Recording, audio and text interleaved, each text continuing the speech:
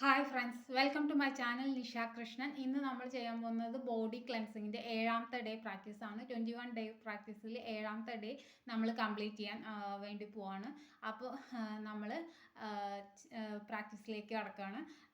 ആദ്യം ഓം ചാണ്ടിങ് വെച്ചിട്ട് തുടങ്ങാം. ഓം ഓം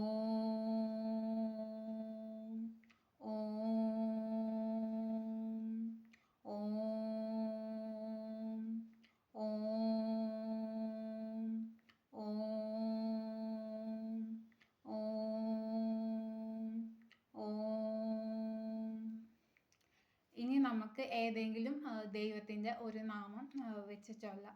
അതായത് ഞാനിവിടെ കൃഷ്ണൻ്റെ നാമമാണ് എടുക്കുന്നത്. നിങ്ങൾക്ക് ആരുടെ നാമം വേണമെങ്കിലും എടുക്കാം.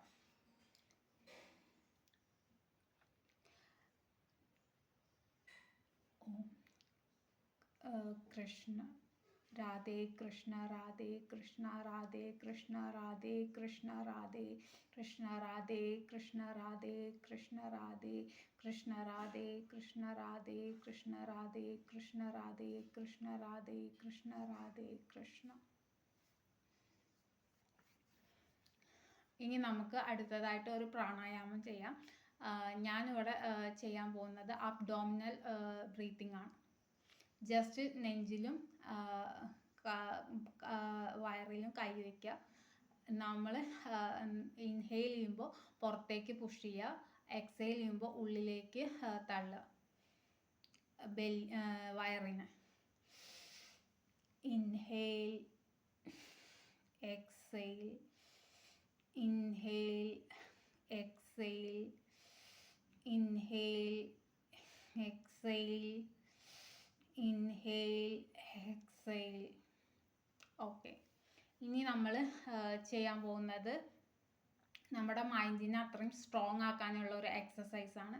അതായത് നിങ്ങൾക്ക് ഏറ്റവും കഷ്ടമുള്ള ഒരു സിറ്റുവേഷൻ, അതായത് നിങ്ങളെ കൊണ്ട് മൂവ് ചെയ്യാൻ പറ്റില്ല എന്നുള്ളൊരു സിറ്റുവേഷനിൽ നിങ്ങൾ എത്തുന്നതായിട്ട് കാണുക.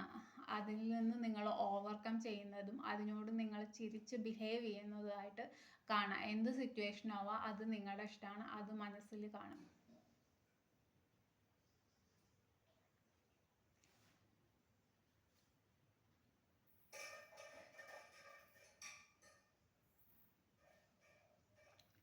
ഇനി നമ്മൾ അടുത്തതായിട്ട് കുറച്ച് ഗ്രാറ്റിറ്റ്യൂഡ് പ്രാക്ടീസസ് ചെയ്യാൻ പോവാണ്.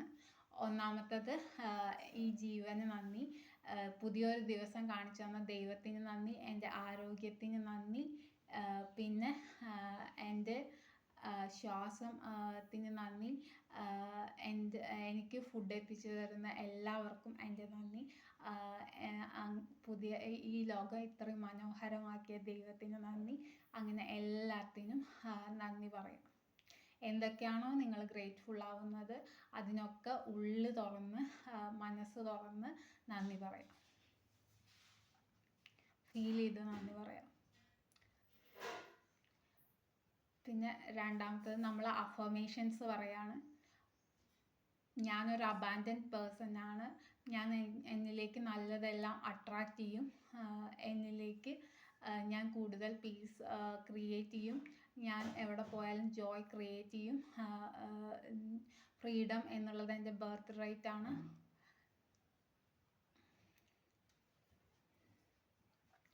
ഓക്കെ, ഇത്രയും അഫർമേഷൻസ് കഴിഞ്ഞതിന് ശേഷം നമ്മൾ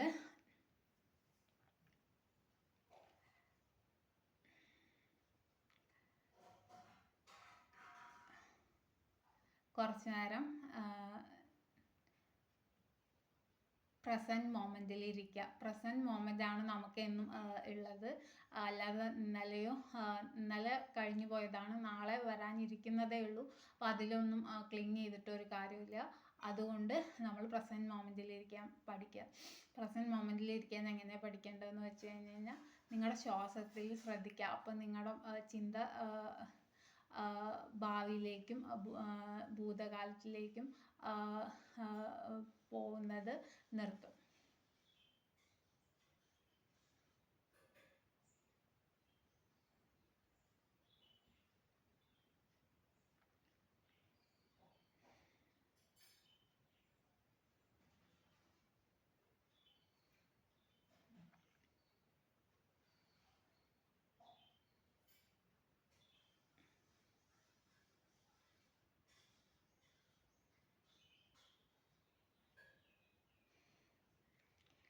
ഇനി നമ്മൾ ചെയ്യാൻ പോകുന്നത് മെഡിറ്റേഷനാണ്. കുറച്ച് നേരം ഇരിക്കുക, മെഡിറ്റേറ്റ് ചെയ്ത് ഇരിക്കുക.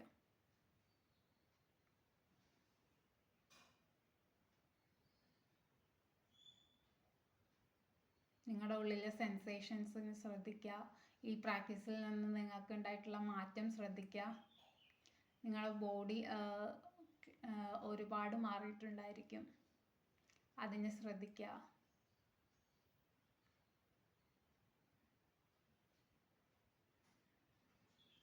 ഈ ഇതിൽ നിന്ന് എന്ത് മാറ്റം വരും എന്നുള്ളതൊന്നും നമ്മൾ ഇതാക്കേണ്ട ആവശ്യം ഇല്ല.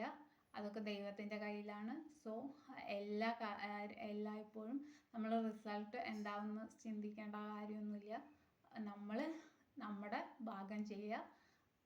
എന്ത് കാര്യം ചെയ്യുമ്പോഴും റിസൾട്ട് ദൈവമാണ് തരുന്നതെന്ന് ആലോചിക്കുക.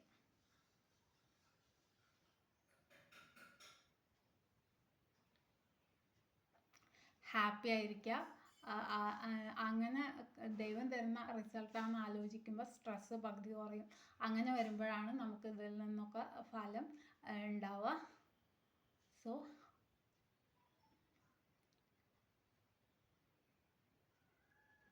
ജസ്റ്റ് കണ്ണു തുറന്നിട്ട് പ്രാക്ടീസ് അവസാനിപ്പിക്കാം.